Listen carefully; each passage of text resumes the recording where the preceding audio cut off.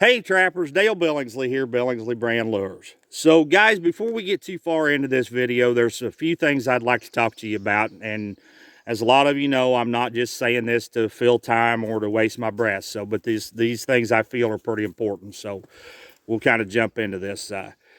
Guys, I would like to ask each and every one of you that if you're not a member of your state and or national trapping association, would you please join? Guys, it's so important. We have a lot of battles coming at us, and we need to be a united group. There's a lot of just, well, I'm just going to put it blunt. There's a lot of bullshit going on in these trapping organizations right now. A lot of infighting, and guys, we got to cut that out. We got too many battles coming at us all at once. The last thing we need to do is be fighting again amongst ourselves. We're going to be our own worst enemy. It's not going to be the antis. It's going to be us that do us in. So we've got to stop this infighting. But guys, I want to encourage you to please join your state associations, join your national associations. I don't care if it's the national, or the Fur Takers of America, or whether it's the National Trappers Association. I don't care. Maybe you want to join both of them. They've both got a lot of good in them. But we've got to join together, and we've got to become unified somehow, some way. And there's no better way to do that than to become a member of your association. You want to see things change as far as trapping laws and trapping regulations, you've got to get involved. You've got to become a member of them.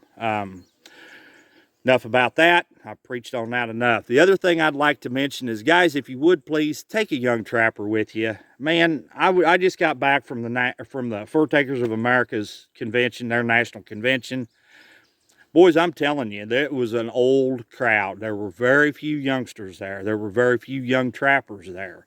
And if we don't bring some youngsters into this, if we don't get some new blood pumped into this, trapping's going to die of old age.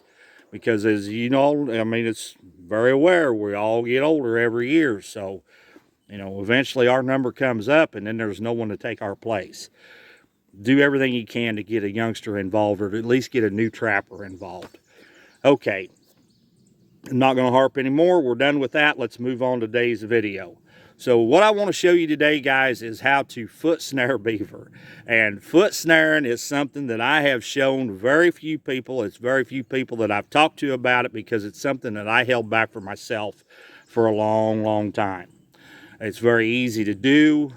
There's nothing to it. And if you're worried about snare damage on the hide, this eliminates that. The other thing is, you can't do it in a state that requires you to run a deer stop on a snare, okay? Because the snare won't go down small enough. But if you live in a state where a deer stop is not required, this is a good method to have in your back pocket. So with all that being said, let's jump right into this video, okay? Oh, and another thing, I don't know how well this is going to show up today, because it is a smoky son of a gun down here in southeast Iowa. But we're going to try our best. So let's get at it. All right, guys. So the first thing we're going to go over is my snares that I use. I've gone over these several times, but for those of you that may be new here and haven't been here before, haven't seen my older videos, we'll go over this again. I run a 10-foot snare on beaver. I like that because it allows that beaver to move over out of the way of the slide or away from a caster mound, gets him off over there somewhere, and the other beaver can come up and down this slide, and they're not going to pay attention to him. And then also, the reason I like that long snare is you've got a live decoy on the bank now, okay? And that makes a world of difference. Don't just, if you've got the room, don't just put in one set along here. You want to have 2, 3, 4 of them, because you've got a live decoy up here. I guarantee you there's 3, 4, 5, 6 beaver around here looking at this character. So, take advantage of that when you can. Okay, so my snares are, as I said, are 10 feet long. This part of the snare, the tail, is made of 7x7 3/32 cable. I cut it 7 feet long. Okay, I like the 7x7 in this situation because it will take a little abuse, and it's a little bit forgiving also. Next comes a 600-pound test Roscoe crane swivel. Okay, that name is very important. You can't just use a regular barrel type fishing swivel. It has to be a crane swivel, and I feel like the 600-pound test does a better job than any of the others. The loop of my snare, this part of it, is made of 5/64 1x19.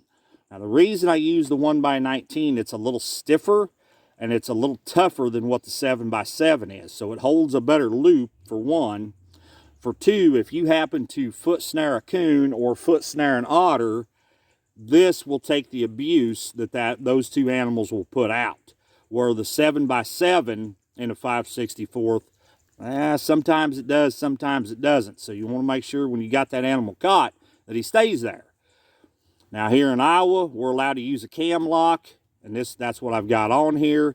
If you live in a state where it's cable restraint only, then by all means, that's what you want to use, is the one-piece solid lock. My two favorites are the micro lock and the Reichert slammer lock.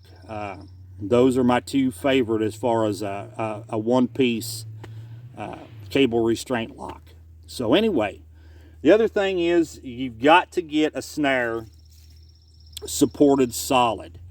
This is a piece of number 9 wire, and as you can see, I've put a bend in it, long bend here and a short bend here. This end goes into the ground.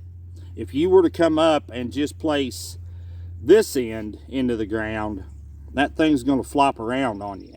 So you've got to get it anchored or supported solidly. So you shove this end into the ground, and now it can't swing around on you. It won't move. It's solid.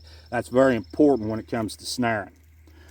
Okay, now this set, you can use it at a caster mound if you want to. It will work in the water. It's not quite as effective in the water as it is on dry ground. So that's what we're going to be doing here, is on dry ground.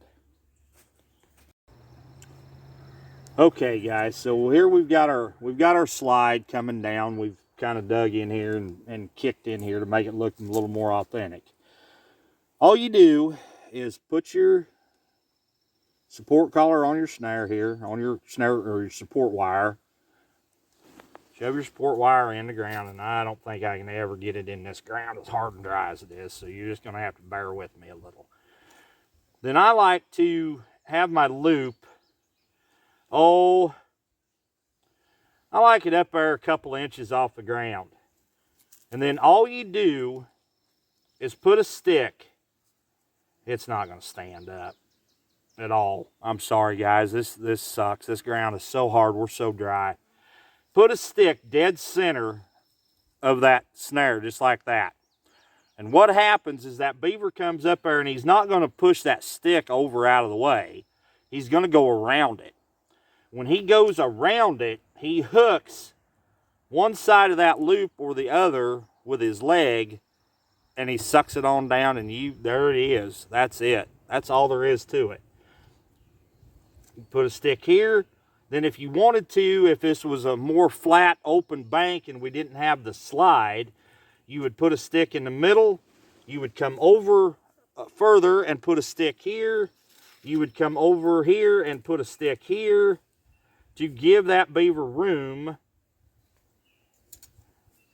to navigate between all your sticks, okay? And now, like I said, then he would hook that cable with the outside leg and pull it right on down on his front foot, on his leg, and there he is. He's a caught beaver. No snare damage, no marks. He's just there. All right, guys, I know that was kind of a fast little video. There wasn't a whole lot to it, but I believe there was some pretty good information in there if you choose to use it. Again, guys, I would like to thank you for tuning in and watching, and if you would, please hit that thumbs up for me, hit that notification bell, and hit that subscribe button if you haven't already, and share these videos. And boy, that means the world to me when you do that. It really does. I appreciate it so much. Once again, this is Dale Billingsley with another one. Signing out.